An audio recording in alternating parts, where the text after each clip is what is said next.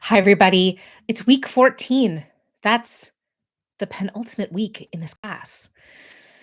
We have Thanksgiving week off, and there'll be one more week of class after that. And then finals week happens, and the semester's done. So, this week is a little bit different than it was originally scheduled for on the syllabus. And that's in part because we kind of all got taken out um, by illness, and in one student's case, um, a leaky roof collapsing, which meant that we postponed Dr. Alyssa Sepinwall's visit until today. But that turned out to be really handy because live to tape, folks. Um, we actually read Slave Revolt on screen the week that we did not meet for class. And because we weren't meeting, I had students kind of do super powered discussion reflection posts that week, which I was then able to send to Dr. Sepinwall. And she had them in front of her during our discussion. So incredibly useful and thoughtful. And even though I had anonymized my students' responses, because students included like kind of contextual details about the work that they were doing and the thoughts they were thinking, Alyssa was able to basically match the respondent to the person who was asking a particular question in really beautiful ways. It was just a master class of a virtual visit, which was super awesome. um, Dr. Sepinwall is the final visitor for the semester because, of course, we only got one more week. And it was a really lovely capper to a really beautiful suite of guests who share their knowledge in all kinds of ways. Dr. Sepinwall is a professor of history and a professor of Francophone history. So we are studying the same field of 18th century studies, especially the late 18th and into the early 19th century, but we do so from very different disciplinary lenses, although there's a lot of overlap.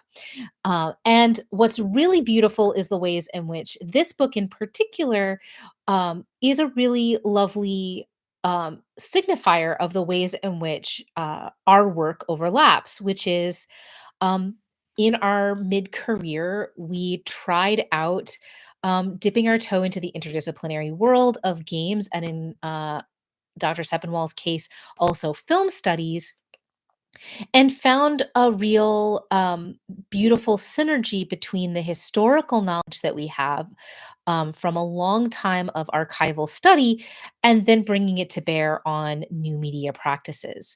And that's a lot of what we talked about today, in addition to thinking about things like scope. This book, like my own first book, Reading Smell, kind of moved from what was a small contained, maybe this is an article kind of project, to something that grew into the shape of a book as the demand needed it. And we talked about, when do you know how long something needs to be, which is a kind of funny thing for graduate students to hear about, because graduate students often have to write to a set length. A seminar paper is a certain amount. Later on, a thesis or a dissertation has to be a certain length, or at least scale. In order to achieve tenure at a research institution like mine, the book is the currency.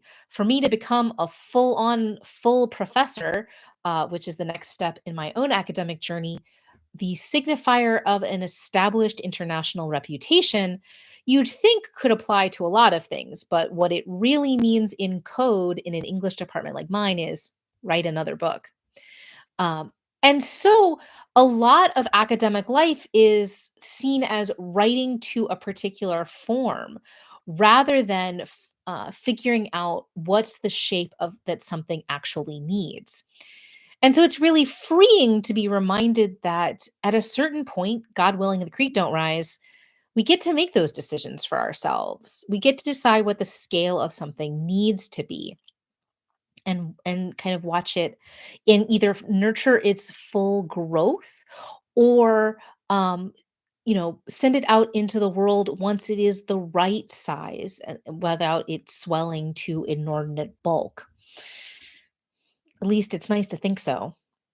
And so we talked about that, about the challenge of ephemerality. One of the real challenges is that if I had taught this even a semester ago, even earlier in this semester, we would have been able to play many of the games that Dr. Sepinwall discusses in this book. But given the disruption of the Internet Archive, a lot of the emulated games are not currently available or only available in less than reliable spaces. And of course, even when something is emulated for that kind of access, as Dr. Sepinwall talked about with my students, it's still not exactly the same as when you were playing it on the original consoles they were designed for.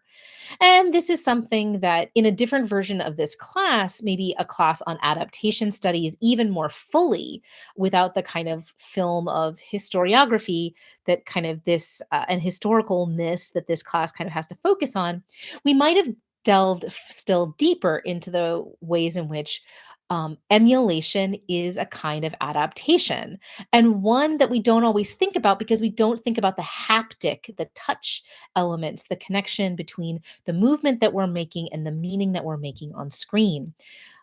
And yet, it is the first friction point that many people encounter when they try to play old games that have been emulated onto systems they were not designed for, with interfaces that the original games didn't imagine.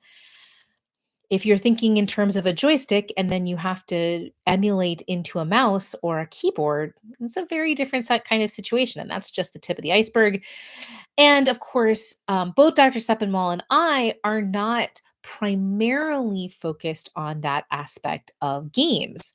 And what was really interesting and liberatory, I think, for my students was to hear the ways in which Dr. Sepinwall, kind of claimed her expertise in what she was absolutely confident in doing, the analysis of these games as texts, the finding of meaning, the contextualizing in the long stretch of history, even as she noted the ways in which she has to rely on others and collaborate in order to think about the finer points of gameplay. You don't actually have to be a good gamer to be a sensitive reader of games. What a concept. Now, she absolutely noted the ways in which a more able gamer would be able to build on her work in order to find new insights. But many of those gamers would not have the wealth of knowledge that she has about the long history of literature and history and meaning making around Haiti and the Haitian Revolution. We all help each other out, or at least that's the hope.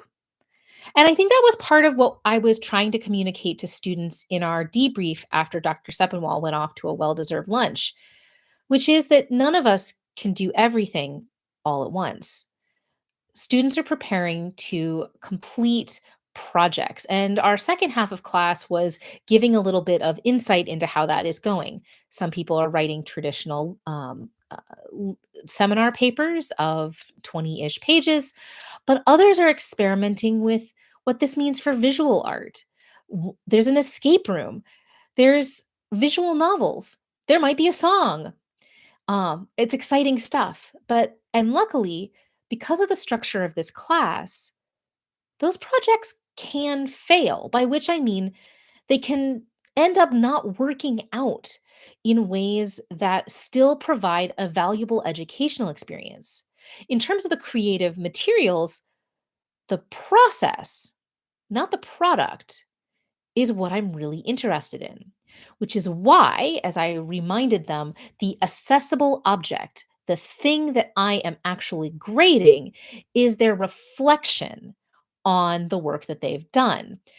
A metacognitive, thinking about your thinking essay that is very comparable to a long conference paper or a short seminar paper, engaging with the exact same number of sources that my colleagues who assign traditional seminar papers ask for, where students are analyzing the object of their labor thinking about what it might have been, thinking about what it is, thinking about the lessons they've learned, but also integrating it and discussing it in context of the research, thinking, writing, and indeed playing that they've been doing all semester. And it's important to remember pedagogically that play is liberatory, um, or it's not fun anymore.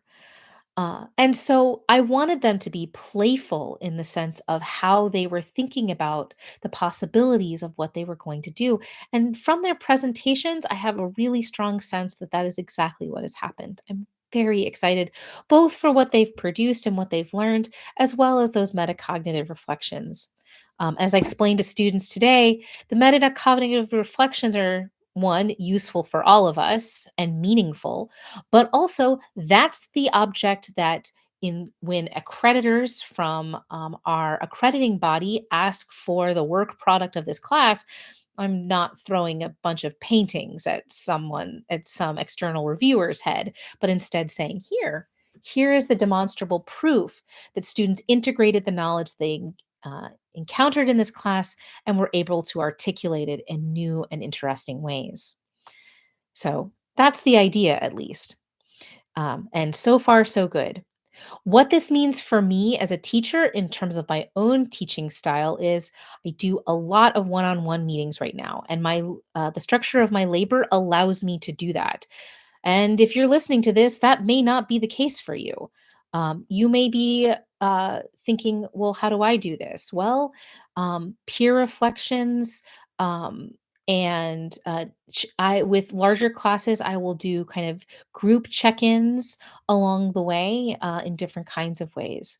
But I would rather be doing the kind of iterative conversational kind of feedback during the process of making and thinking rather than feeling like my first encounter and my first exchange with a student is when I'm grading it at the end of the semester. Students will ask for what kind of feedback they'd like, be it written or conversational. Um, and it will be delivered to them in the ways that serve them best for their future use of the work. Um, these are master's students who will be going on to create a master's portfolio of work, and so they may take the raw material, the kind of kernel of material here, and revise it and refine it still further. You just never know, but in a lot of cases, that's exactly what I end up seeing as a committee member on master's student committees, which is super awesome. But yeah, so that's what we did today. A little bit of our final class visitor and a lot bit of just getting a glimpse into how everybody's projects are going and mostly just a cheering section, with a little bit in the middle of me giving the pep talk that maybe you need right now. So I'll give it to you too, which is a reminder that things don't change. The biggest lie we tell ourselves is it's going to get better in a month, in a year, someday, after something, some arbitrary goal. And things might change in some ways, but there's always going to be labor. There's always going to be difficult things that we have to grapple with.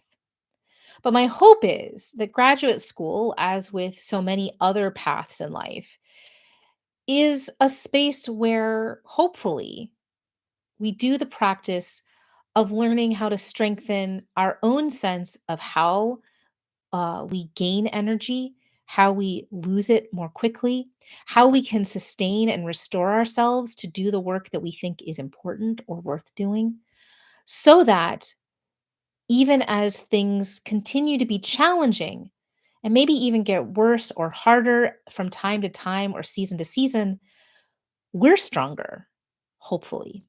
And that we've built ourselves an apparatus of structures, including human beings, including good habits, including other kinds of ways of supporting ourselves and the people around us that allow us to be stronger, to take on more, so that things don't get easier, but we get better equipped to handle them. Or maybe that's at least my hope. And I think at this point, the emphasis that I was making to my students and that I make to myself and that I make to you, dear viewer, is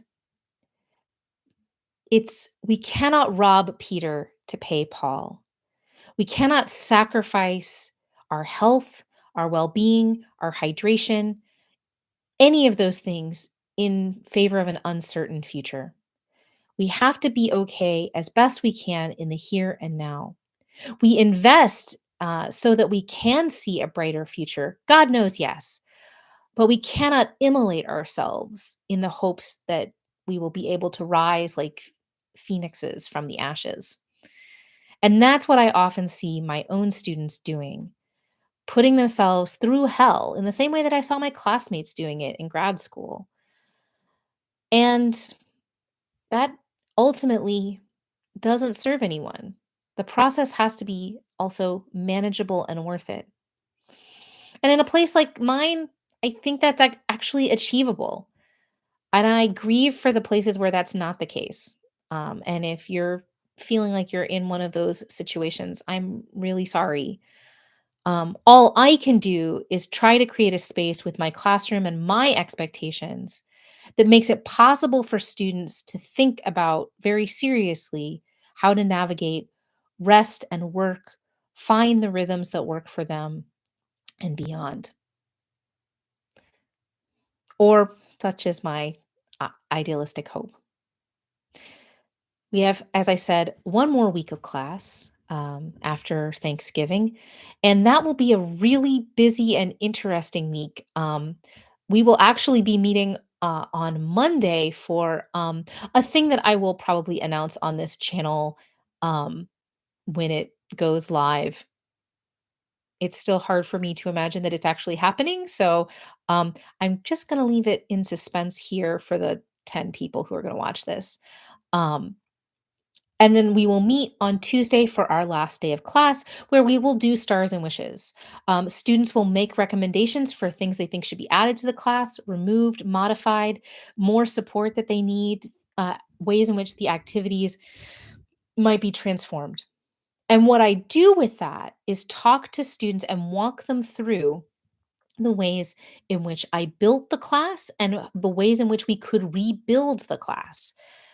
We don't have a whole lot of pedagogical training here at Auburn, especially for master's students. We teach them about composition classes. We give them some training in that way, certainly more than some other grad programs I'm familiar with. But we don't talk about the kind of more global idea of how to build out an entire class, especially these kinds of advanced level classes. And some students actually are really interested in that. And as potential future practitioners, and many are just interested because they themselves are students. So that's going to take up the 3 hours of our last day of class. And then we will meet at some point to be determined by my students, pending their schedules, um, probably during exam week, here at the house, for one final meal, where all the folks who are submitting physical objects, which is a significant number of students, can bring them, and we can delight in their final versions, probably over pizza or some equivalent. So, lots to look forward to, I think. I am also will be attending PAX Unplugged, between the final class and that final dinner, which is, wild to consider. And like my students, I am writing like a fiend, with a significant daily practice. They're shooting for finishing seminar papers while I'm trying to finish the first draft of the book by the new year. So there may be a new version of the vlog on this channel with updates about how that's going if people find that interesting. I'll probably ask about it on Blue Sky, where you can find me. That's my primary social media these days, in addition to Critical Prof on YouTube, or here on YouTube and on Instagram. You can find me at FRIEDE at social dot or blue sky dot social, the usual handle thing. You can also just look up my name. And I've been keeping a kind of daily accounting of my word count. Behind me, that you can't see, is a treadmill where I've been walking and talking my book into existence. I'll sit my butt down and do more intensive revisions in the coming months, both here and elsewhere. But yeah, so that is week 14 in the books, plus a little bit more.